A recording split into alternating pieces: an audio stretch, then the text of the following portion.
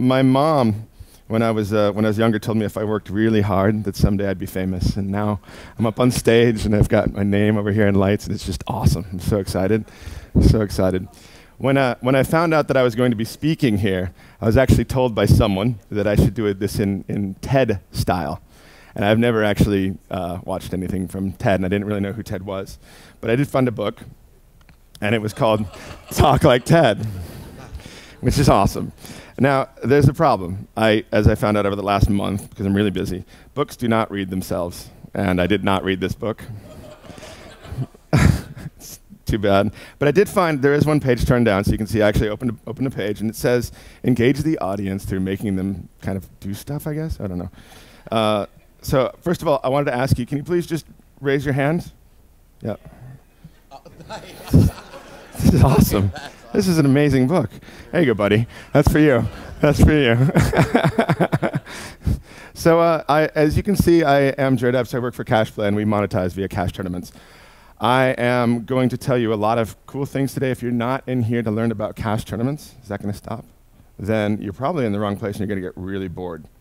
So if you do want to leave now, cool, everybody's staying, awesome. So 475, this is the first stat I'm going to start with. I am a pilot, and I am constantly afraid of dying. And so this kind of stuck out to me as something very important when I thought about the fact that we're actually taking people into mobile games, and we're trying to get them to do certain things. Typically, what we want them to do is play games. We don't want them to click on other things and go other places unless we're trying to make money on them. But at the end of the day, we're trying to get them to do things that enhance their experience and enhance our interaction with them. Unfortunately, most people don't like to see ads in their games. They don't like to see, hey, you have to pay 10 cents to get a red hat to jump over this fence. They don't like that stuff. What they like is actually feeling a sense of achievement, feeling like they can conquer something, and potentially winning. That's really what we try to do all day. At this point in the industry, I think we're all very much aware that we're kind of at a turning point. We have incredibly powerful mobile devices in everybody's hands. We've got great designers. A lot of people are coming over from the movie industry to create amazing games. We've got powerful audiences. We've got billions of people playing mobile games these days. And yet, we've kind of got this single track of a bunch of people, a bunch of game developers, all of us, doing the same thing to engage users. And it's something that's kind of, quite honestly, pissing people off. We're not doing very well with it either, unfortunately. The world of the App Store is filled with competition for you, great games, all sorts of fun things to do, and unfortunately, it means that you can get lost in the mix very quickly. And even if you have a bunch of potentially users, if you don't know how to incentivize them to actually do the things you want them to do, you're not going to make any money off of them. And there's only a few people out there who actually know how to do that. If you're not one of them, it's probably why you're in this room. But we can help you. That's what we do. We help people. Except for Kayer, he's already a billionaire.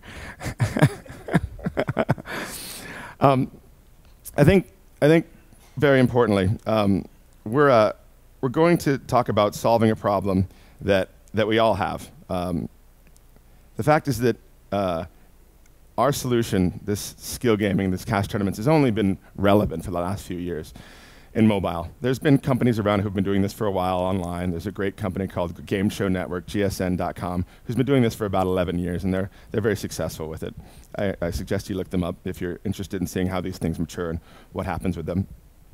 But I want to say that in skill games on mobile, at this point, we are new in the industry. We are at a point where everybody is learning. There's a lot of misinformation out there. And we want to make sure that everybody who gets into skill gaming, cash-based skill gaming, doesn't get hurt.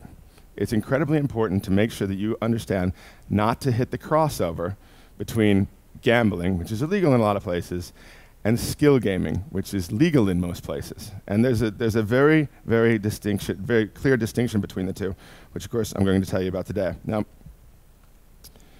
a little bit about us first. Cashplay, we obviously monetize via cash tournaments. We are the only globally approved real money tournament provider on iOS. What that means is we are approved in over 200 territories worldwide. We have payment options worldwide in different countries. Very importantly, in every country where you want to be, every territory where you want to be, you have to tune your payment mechanism to actually reach out to the local community. They're not going to decide they want a Visa card if they've only used Union Pay. It's a Chinese card that we work with.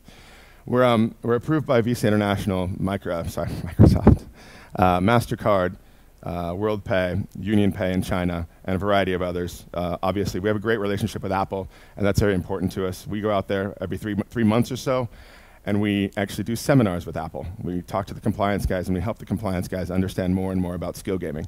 So if you have questions about how skill gaming is done, we're kind of the go-to point at this stage. We have active cash players in over 150 countries worldwide. This is a very important statistic. There are a variety of companies out there who do something similar to what we do, but you have to always concentrate on not on registered users. You always want to talk about cash users because there's a conversion process, and I'll talk about that a little bit later. But if you really want hardcore, real statistics, you want to understand what's happening with cash players, and I'll give you the real statistics a little bit later on. So I think there's a couple of things that I'm going to explain that they're pretty basic, but very important. First of all, skill games, and what do they mean? And second of all, cash tournaments, and what do those mean? Skill games are,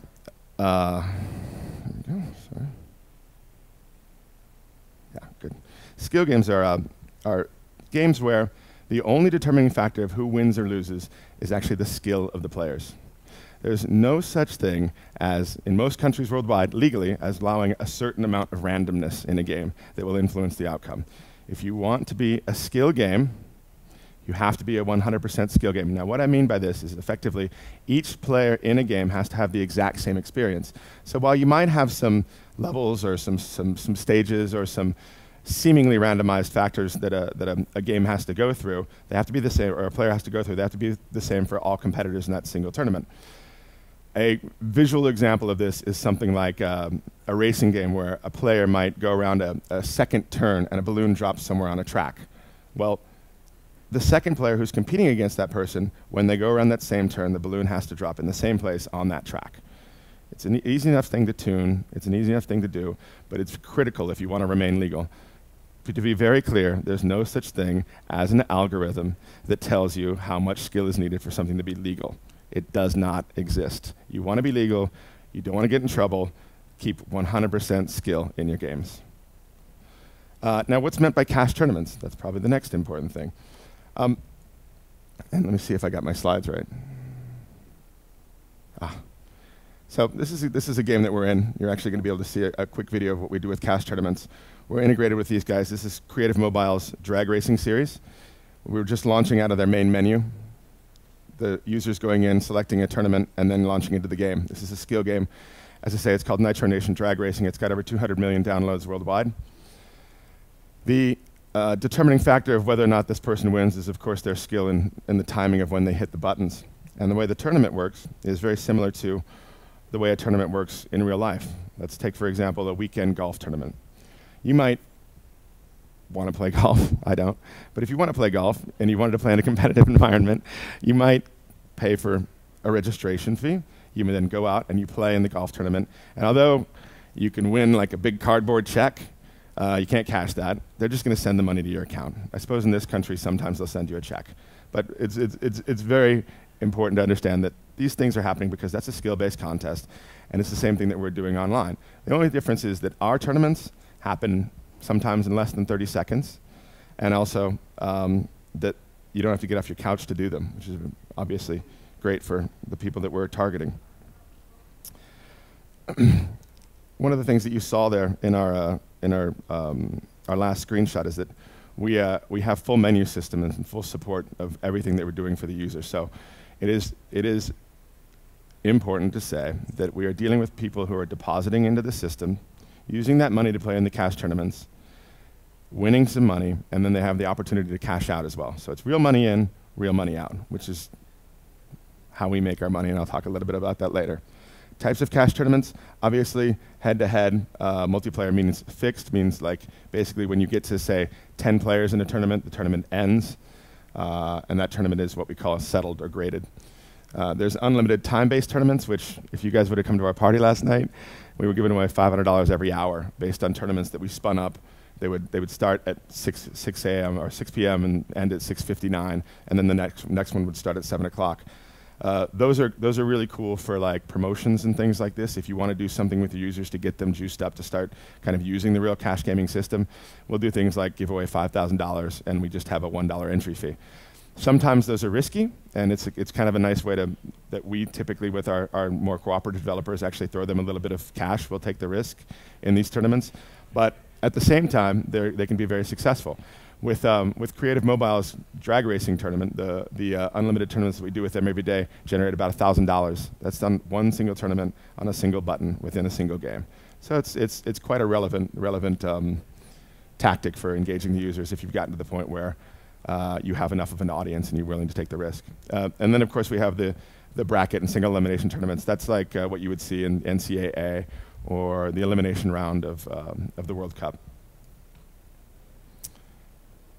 Some of the benefits, they're all pretty obvious to me, but I've been in this for a long time. So I'll go over them. If you have a single player game, we can immediately make your single player game multiplayer by integrating our SDK. It'll be asynchronous, of course, because it's a single player game, but we unite everything together in the back end. If it's already a multiplayer game, we can go ahead and integrate with that as well. We have asynchronous and synchronous capabilities. We work with two synchronous engines. We basically have an SDK that works with Photon and another that works with NextPeer, which is a really cool integrated synchronous solution. And through doing all these things, basically what you're going to be able to do is engage these users on another level, and most importantly, talking about what I was speaking in the first slide about, is that you're going to actually earn more money without taking people's attention off of your game. And that's really what you want. You don't want to drive people away from focusing on this beautiful piece of art that you've created to watch an advert for 30 seconds. A couple important things to look for in cash tournament partners. Secure operations. We come from a regulated gaming background. In fact, Cash Play is a pivot off of a player versus player, real money, social betting website that we had out there that was based on sports. And although we were very good at transforming kind of curious people into paying players, we realized that the issue of me creating a bet, Scott then later accepting the bet, and then the game happening had some natural latency that was making our site not as sticky as it should have been. So not wanting to be kind of run-of-the-mill like every other game betting website out there, we didn't want to add in poker, we didn't want to add in blackjack, we didn't want to add in all these things. So we decided to go with skill games. We plugged in skill games, and within a couple weeks, we realized that that was going to make a lot more money than we were already making on the sports thing. So we sold off the sports thing, and we took the back end that we had and all the people that we had running already, who had already processed millions of dollars in real cash for our customers, and we applied those things into this non-regulated, very robust plugin for skill games. Again, this is not a regulated industry, and we don't have to do these things, but if you want to do things right, and you want to make sure that your users are being protected, you need to make sure that you have geo-blocking every single time a user accesses a cash game. If a user goes from one state to another state, and that second state, gambling, or sorry, I'm not supposed to say that word, cash tournaments are illegal, then you're in trouble if they actually access your SDK and they're playing cash tournaments. We block every time somebody comes into our SDK. That's incredibly important. User ID checks, anti-money laundering, anti-fraud protections. We have a really cool anti-cheat system. Cheating is a huge problem in this industry, as you guys know. I'd love to go into that with you guys in detail. It's some pretty cool stuff that we're doing. I think it's very innovative. And then things that you want to think about that maybe you wouldn't normally process. Customer service is incredibly important. You need to make sure that people understand what's happening with their money, because effectively we're a bank. You got a lot of money in there potentially if you're very good and you don't want people messing with it. If you want people to put a lot of money in the system, first thing you have to do is get their confidence. And to get their confidence, you have to do a few key things. First of all, the pages in your cash tournament system should look a lot like the game, because users don't want to feel like they're moving from one game into a totally different system that they have to figure out, trust, and potentially understand on a completely different level and really develop a relationship with. Our system is fully customizable, but of course there's terms and conditions and things like that in there that make them realize who they're dealing with. Localized payment services I touched on earlier. Skills matching is important because you want people to have the chance to win. You don't always want to lose. Tom? Although I appreciate you playing against me often. And of course you want to be able to customize your tournaments to meet the needs of what your players are. Some games it's best to play for $100. Other games it's best to play for $1 at a time. Some of the key things that cash tournaments can deliver. If you go to our website, cashplay.co, you can actually download a couple of market reports that we have. Our studies show that 40% of players want to actually compete for cash. At this point, in our best games, we're achieving up to 14% of the DAU in our best games. And that's the total DAU in the game. Yeah. With our cash users, we're achieving over 50 cents on our ARPDAU. You can see our revenue share up there. And I think kind of a nice ancillary benefit that we don't usually talk about, but I decided to throw up there because the slide looked bad without it, is that we've got 11 more minutes per day than non-cash players, which of course allows you to advertise to those people more if you want to annoy them and you're not making enough money in your own perception from cash tournaments. One last thing is the integration aspect of cash tournaments, because it's something that everybody thinks about. You're always dealing with development pipeline. You've got a limited amount of engineering resource. And it's very important to understand that what we call from peer to plate basically takes about 5 days. So download the SDK. Contact us if you're not sure if your game is skill. We'll tell you immediately. Your integration process will probably take you 2 man days. A little bit of QA in there, a little bit of us kind of consulting to you on where to put the buttons, what you might want to do with some of the processes. And then you're live. And then we start paying you very, very, very soon after that. And so we help you along the way with best practices. We help you along the way with what you might want to do in terms of attacking your audience. We'll adjust some things for you within the game. We can help you adjust your tournaments. We can do all sorts of things that make sure that you're achieving the best revenue possible. I guess that's it. Thanks.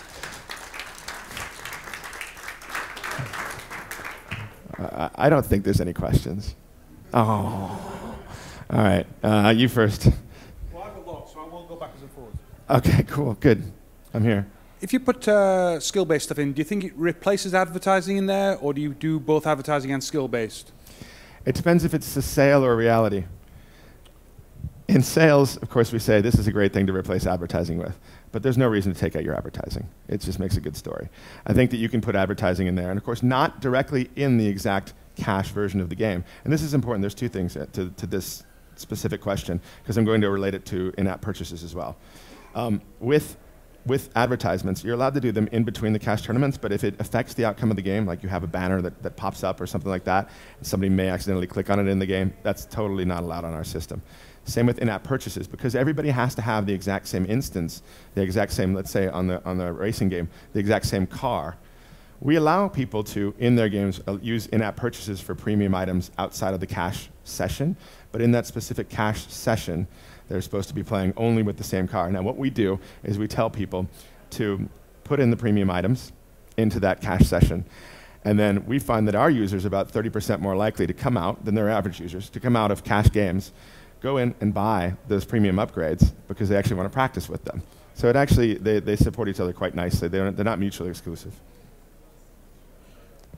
You satisfied? Okay.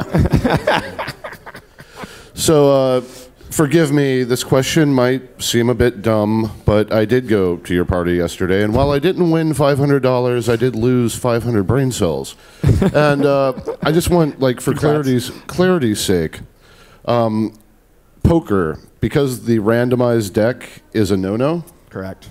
But something like Street Fighter that is not random would be okay. It. Okay, thank you. You know, it's really funny that you mentioned Street Fighter, because we would love, that's the game we play.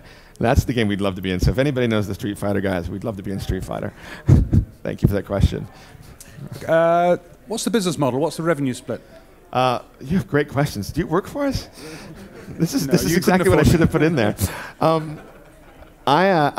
We have a model that basically allows people to put in a certain amount into the cash tournament. It's called a tournament entry fee. That goes into our entire pool. But what we typically do is we set the tournament entry fees so there's a little bit on top of what the total payout is.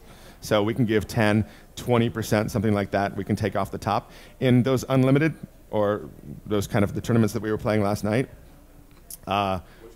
which you lost, but you were a winner. You were a winner at the end of the night. You got on the microphone. It was awesome. We have the ability in those tournaments, for example, we're giving away, how much are we giving away in drag racing these days? Like the winnings, 500 a day? So we're giving away 500 a day, and we make another $1,000 on top of that, which is nice. And then we split that with the developer. It's a really simple calculation in our system, basically. It's all revenue from your users minus their deposit costs in a given month, period. And we pay you out between 40 and 60%, depending on how many users you have in a given month.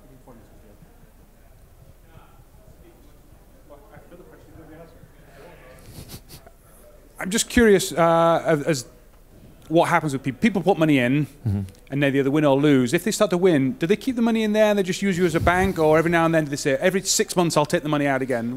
That's pretty much it. Okay. Yeah. Our withdrawal rate is astonishingly low. People don't really ever take money out. It's funny, there's like a conversion process you go through with users, where you start out, you have to it's a little bit of sugar in the whip. So you have to get them to register. You have to get them then to deposit. You have to get them to be multiple depositors. You have to get them to give their ID eventually. And each one of those things we incentivize, and we also limit what they can do in the cash tournaments, meaning like what kinds of tournaments they can actually link into and things like that. But on the back end, basically what happens is these guys are incentivized enough, or let's say enough used to putting money into the system, that they, for some reason, don't withdraw. I think we have like probably, I think less than single digits in terms of our deposits versus withdrawals every week for percentage-wise. So you're sitting on a pile of cash which you're investing elsewhere. Do you share that back with the people as well? That is another awesome question. Wow. Okay. No, because we think it's very important to protect player funds. So what happened a few years ago with poker in the U.S. was that, and I forget, Party Poker or something like this, they basically went out and they used all that money to do great parties. I guess that's why they're called Party Poker. And then when they ended up in the shit, they didn't have any money to pay back people. That's not how we do things. We could potentially be sitting on a pile of money that we might borrow against for something in the future, I guess, but we need to figure out the financial mechanics of that. And at this point, we have only very protected player pool. It's something we brought over from the regulated industry as well.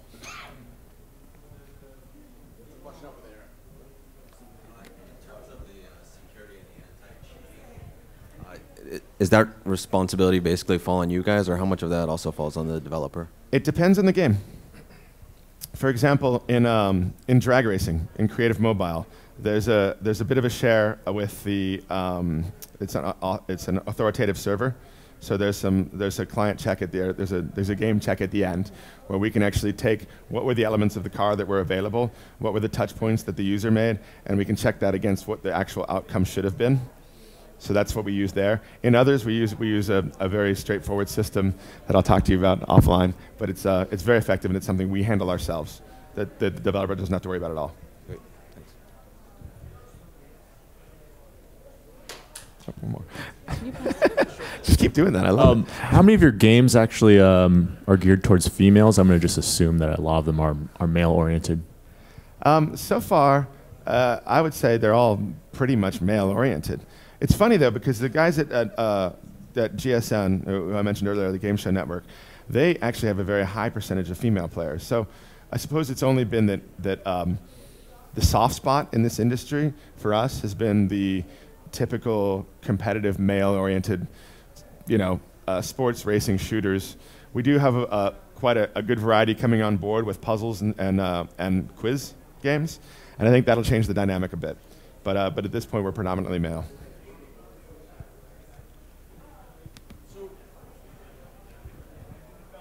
So your best game, or at least your best example game, being drag racing, has Skill. Is skill. But do you see like the dynamics of how much money in terms of ARPDAU that might change when more games with a heavier amount of skill? I'm talking about as games get harder core, but they're still skill based. Let's say it's a real-time strategy game with everybody with a set amount of resources and a set. That it becomes it's still compliant with what you want in a skill-based game, but there is a deeper, sort of deeper amount of skill required to play the game. And then would you, you know, as I'm trying to think of if that will attract, or do you predict that that will increase the amount of money going in and the money coming back to the developer? I'm going to try to understand the question. I think what you're asking is if a game is more complex. Let me, yeah. As complexity rises, Yeah. do you see revenue rising? I think that there's actually a more direct relationship you can draw between the maturity of the audience in the game. And I don't mean their age. I mean their ability to play the game, their confidence in playing the game. That means that if somebody is competent enough that they feel like they can actually win, and they do that over time or they do that immediately, you know, that's something 30 seconds or 30 days, either one of those things can work. The issue for us has always been, coming from the regulated gaming side as we did, that you want to have as much stickiness as possible and you want to have as much, quite honestly, churn as you can get. So we've not tested that theory, but we do know there's other correlations between other behaviors. And they all go in, but it's all drawn from the same set of cards. The problem with Magic is the same thing that we have with poker, is that you've got random cards. So if everybody had somehow the same cards and they could play off of each other with those cards, that would work. But again, you have to make sure there's no randomization. All right. Hey, Jarrod, now it's time for your applause. Oh, good. Now it's time. Thank you, guys. Thank you very much. Appreciate it.